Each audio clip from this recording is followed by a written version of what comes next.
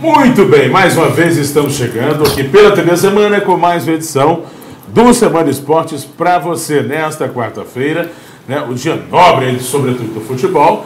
A gente chega para destacar os assuntos que são destaques no cenário esportivo. Hoje tem seleção brasileira. O Brasil venceu bem o amistoso ontem contra os Estados Unidos. A gente traz os detalhes com os gols, as análises a partir de agora aqui no nosso programa. Tem o noticiário de Cruzeiro e Atlético, com a ampla cobertura dos dois principais times de Minas Gerais, como você já se acostumou, e, claro, outros assuntos do cenário nacional, como os jogos do Brasileirão, que estão aí realmente movimentando a competição cada vez mais e com muitos jogos importantes também nesta quarta-feira. Enfim, estamos chegando mais uma vez e com a participação desta dupla fenomenal que sempre está aqui com a gente, Jorge Mendes Magalhães. Meu amigo Jorginho já está a postos para participar de mais um Semana Esporte. Jorginho, um abraço, seja bem-vindo. Grande Léo, um abraço, né? Um abraço ao meu grande amigo André. E para todos de casa, né? Um abração. Hoje, né, uma rodada cheia do Campeonato Brasileiro, partidas, né, importantíssimas. Verdade. Vamos comentar sobre elas aqui, né? E amanhã que a gente vai ter, né, um comentário mais amplo, né? Mas vamos que vamos, né, Léo Baião? Vamos embora. Quarta-feira, um pouco assim, céu nublado, né? Chegou a ser um pouco. Vamos torcer que caia aí um sereno pra gente aí, que a gente tá precisando muito, hein? Sem dúvida. Muito bem, meu amigo André Salame já está aqui conosco também para participar de mais um programa. E vamos lá, André. Quarta-feira com jogos interessantes, jogos importantes, né? Meio de semana aí com mais uma rodada do Brasileirão. Tivemos seleção em campo ontem também, muita informação, muita coisa bacana para a gente falar. Não necessariamente a seleção, e não é tão bacana assim, né? Embora tenha vencido por 4-1, mas outros assuntos relevantes serão destacados no programa aqui hoje. Não é isso, André? Com certeza, bom dia, né, Léo, Jorginho, a todos de casa. 24ª rodada do Campeonato Brasileiro hoje, que se inicia. Vamos aguardar para ver qual será o erro da arbitragem de hoje. É verdade, gostei. Ele sempre surge. Que vai ter erro, tem que saber em qual outro jogo, né? Porque no do Corinthians sempre tem. Então tem que saber qual outro jogo vai ter erro, né? E a favor de quem. E ontem, passando lá pelo bar do nosso amigo Ademir, que deve estar nos acompanhando, né, por volta das 6 da tarde, ele nos alertou, ele me alertou para que nós pudéssemos registrar aqui, que o gol do Wagner Love, lá no clássico de domingo, Palmeiras e Corinthians, jogo que nós falamos aqui ontem, que terminou empatado por 3-3, o gol foi impedido. Né? O Wagner Love estava em condição irregular.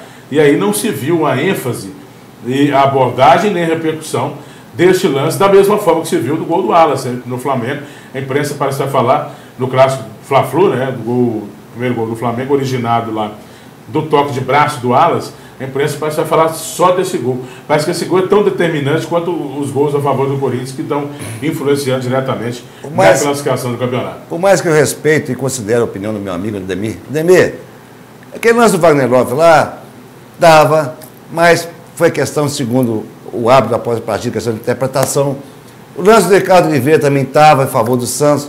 O lance do Flamengo, o lance que originou o primeiro gol do Flamengo, aliás, o terceiro gol do Flamengo também estava, não o lance, a hora do gol, mas também, quando iniciou essa jogada também estava. Foi o que eu falei, vamos aguardar hoje qual vai ser o outro erro de arbitragem. É verdade, a hipocrisia ainda permanece. Eu quero também complementar, né, o que foi falado aqui. O Ademir está coberto de razão, sim. Claro, com certeza. Eu, inclusive, fiz esse comentário ontem aqui no programa sobre essa irregularidade desse gol. Eu me lembro. Fiz o comentário. Nós não demos a ênfase, talvez, que o comentário merecesse, né? Você está falando desde segunda-feira. Estou falando desde segunda-feira. O que aconteceu foi que houve vários erros idênticos. Houve também no jogo do Flamengo, quando a bola foi cruzada no primeiro momento. O Paulinho estava em posição de impedimento, a bola retorna de novo, quando volta sim, ele já estava em condições de fazer o gol. Mas é um impedimento que é o chamado impedimento passivo, né? Que tem várias interpretações, cada árbitro interpreta diferente. O que o Ademir está cobrando, que é o que nós temos que prestar atenção, e não podemos abrir mão de criticar mesmo, que para a felicidade do Corinthians, houve erro também em outros. Mas houve também no lance do gol, sim, que foi gol contra, que o Wagner Love participou da jogada e o Ademir está coberto de razão. Vamos falar da seleção, senão não vai dar tempo de destacar a vitória da seleção brasileira. O Brasil esteve em campo ontem à noite, jogo amistoso, Estados Unidos 1, Brasil 4. Né? A gente tem os gols aí. Vamos exibi-los para você que está ligado na programação aí do Semana Esporte. Bom, tá aí para você na tela os gols da seleção brasileira, né? Boa vitória do Brasil nesse amistoso. O Neymar fez 2 gols em 45 minutos e a seleção atropelou os Estados Unidos em Boston. Tivemos também o gol do Rafinha Alcântara e outro do Hulk. O gol dos Estados Unidos foi marcado pelo Dani Williams. Começar com você, André. A gente não acompanhou por completo esse jogo, né? Até você participou mais cedo lá ontem, né? Teve condições de acompanhar, mas eu vi só alguns lances dos melhores momentos depois, mas enfim, uma boa vitória do Brasil, né? Mas longe ainda de empolgar. Léo, na verdade é o seguinte, o primeiro tempo foi um primeiro tempo sonolento. O Brasil sempre quer as jogadas individuais, conforme aconteceu a do William, né? Onde fez uma boa jogada pelas beiradas ali, conseguiu o cruzamento. E seria no segundo palco o jogador fechava do Brasil, mas aí a bola acertou na trave, que não foi a intenção dele, e voltou aos pés do Hulk, onde que teve toda a calma de driblar o zagueiro e fazer o gol. O primeiro tempo foi horrível, foi chato de se ver, aí parece que no segundo tempo deu um curto-circuito lá na cabeça do Dunga, aí ele voltou, deu aqueles lampejos, voltou a lembrar, não, o Brasil, campeão mundial, não pode jogar dessa forma, não. Deixa eu colocar um time mais criativo, deixa eu colocar um time mais leve, deixa eu colocar um time mais solto. Foi o que aconteceu.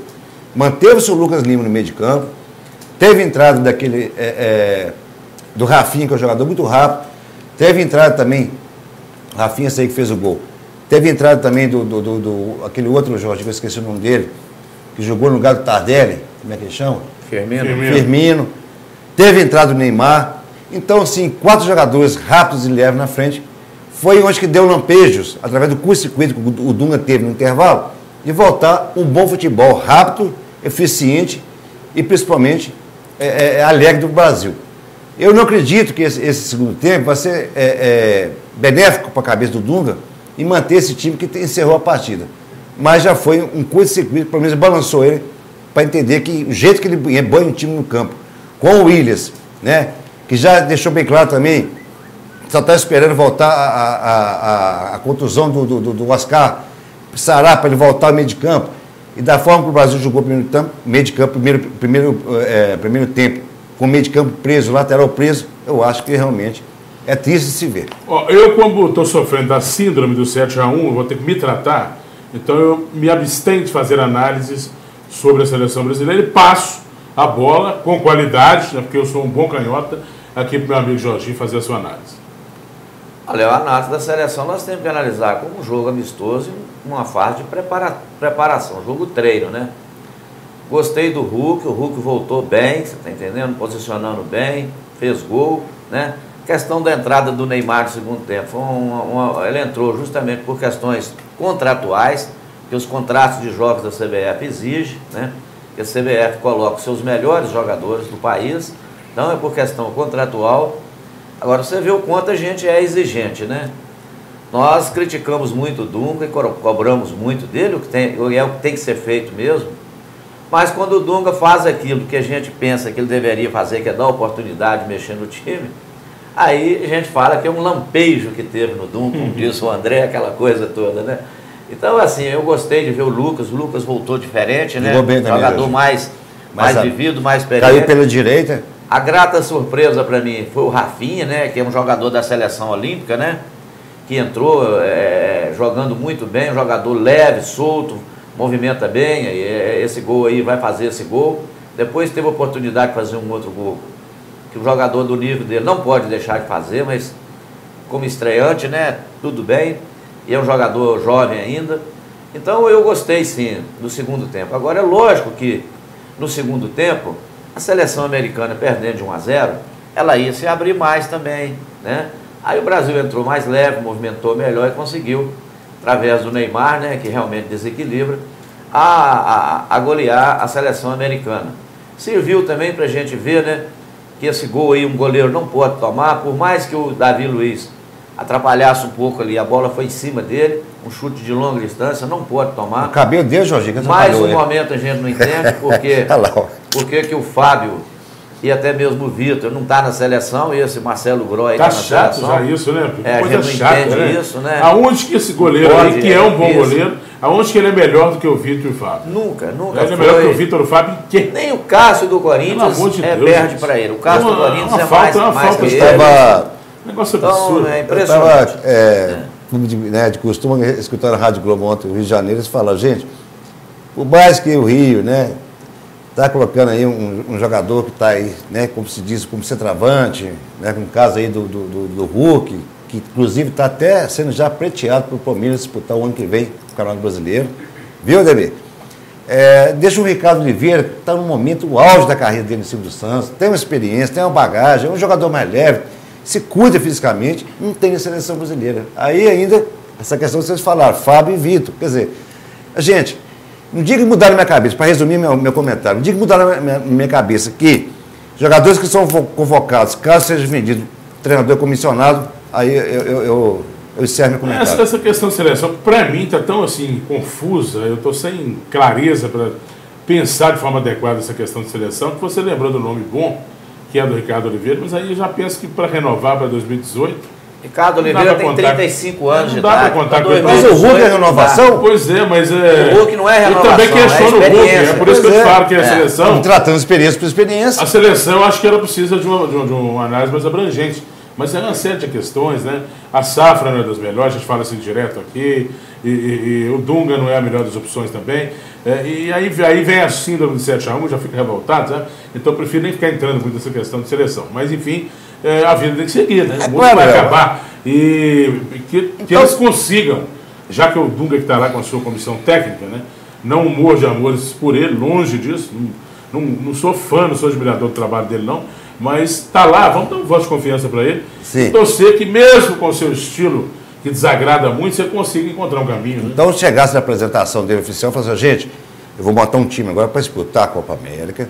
Acabou a Copa América, eu vou montar um time para disputar o Mundial. Aí sim entra em renovação. Agora chega lá, a partir de agora vem a renovação, nós temos que dar valor, oportunidade para os jogos valores, o Brasil é rico de jogadores, cadê? Né? Pois é, André, mas a gente tem que levar em conta que a seleção brasileira, ela não é igual um clube que você tem um trabalho permanente. A Alemanha foi assim, Jorge? Não, estou falando da seleção brasileira, ela não é um clube que você tem um trabalho permanente, certo?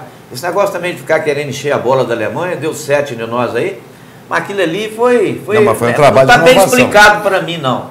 Teve dificuldade para classificar contra as seleções pequenas, foi para prorrogação, foi para pênalti, deu aquela sorte ali, jogou bem contra o Brasil, pegou um dia que ninguém vai explicar, tudo bem. Mas a Alemanha também ficou 20 anos para ganhar uma Copa. O brasileiro não espera isso, não. O brasileiro não põe treinador lá e fala, ó, você vai fazer um trabalho aqui para dar resultado 20 anos que ninguém espera. O Dunga entrou agora, nós já estamos querendo resultado.